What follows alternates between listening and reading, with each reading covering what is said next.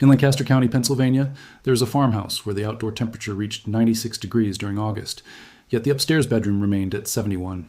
No air conditioner, no connection to the electric grid, no solar system on the roof, only a $30 device mounted in the attic window, built by Daniel Stawes in a single afternoon from materials his grandfather described entirely from memory. What the heating and cooling industry never discusses is the fact that the idea behind that device was first recorded by a Persian engineer named Karim Khan in 1758. The method was later improved by the Shakers in upstate New York during the 1840s. The United States Department of Agriculture tested it in 1979. Then the concept quietly vanished after Carrier and Trains began pushing against passive cooling research grants during the early 1980s. Why would a $168 billion industry fight so hard to keep people away from a $30 setup made from plywood, copper tubing, and burlap? Because once people understand what Amish communities already know, many homeowners would stop sending utility payments every summer. The strangest detail is not the invention itself. The real shock came in 2019 when 3 separate thermal engineers from Penn State verified the system worked. They published their findings. The paper was referenced only 4 times before disappearing into academic obscurity. So the subject deserves another look. What exactly are the Amish doing? Why does the system function so well? Why would contractors insist it does not? And what can $30 really buy if spent correctly? To understand how an entire Amish settlement in Holmes County, Ohio can endure a 94-degree heat wave without compressors running non-stop, it helps to understand how heat travels through a home. Most Americans think cooling means pushing cold air inside. It does not. Real cooling comes from removing hot air and preventing heat from entering in the first place. The Amish learned this out of necessity. Without access to endless electricity, they stopped fighting physics and began cooperating with it. A man named Eli Miller from Sugar Creek, Ohio, explained the system to a reporter from The Bargain Hunter in 2021. He said his house only needed to accomplish 3 things during summer: keep sunlight from heating the walls, move air quickly enough that heat cannot settle indoors, store cool night air and use it throughout the day. 3 tasks, nothing more. And according to him, each one can be set up for under $50 if done properly.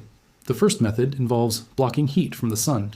This is where the $30 device appears. It is known as a thermal chimney, sometimes called a solar chimney. The Amish version is extremely basic. A section of sheet metal painted black is attached to the south or west side of an attic or upper wall. Behind the metal sits an air gap. The top of that space vents outdoors while the bottom pulls air from inside the attic. Sunlight heats the black metal surface.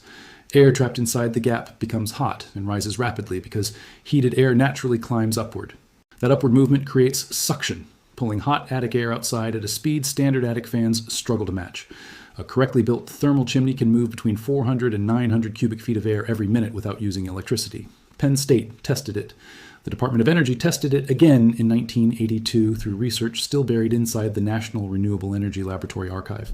Their measurements showed a 19-degree reduction in attic temperature during a 95-degree day. 19 degrees removed by painted metal alone. Meanwhile, nearly every modern attic in America already contains ridge vents and soffit vents supposedly designed to handle the same task, but they do not.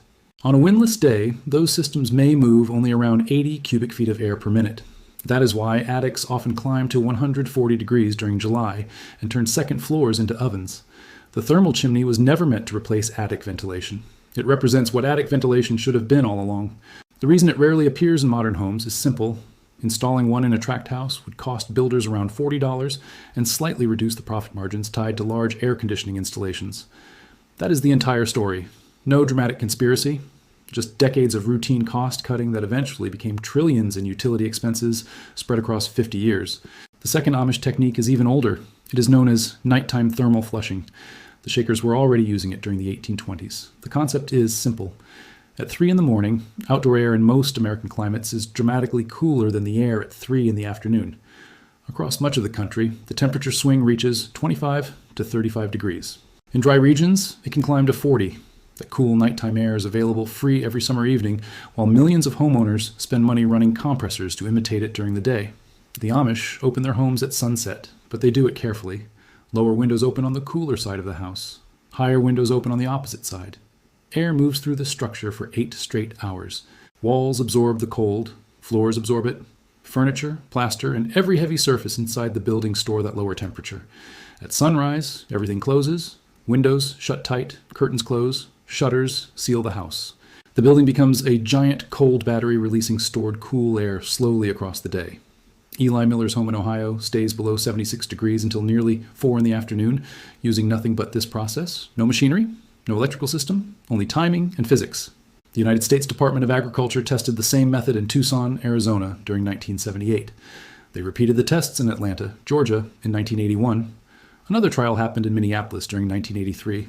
The method worked in all 3 locations. The only region where the system struggles is the deep, humid south, where nighttime temperatures remain above 78 degrees. Even there, cooling demand drops by 40% once paired with the third method.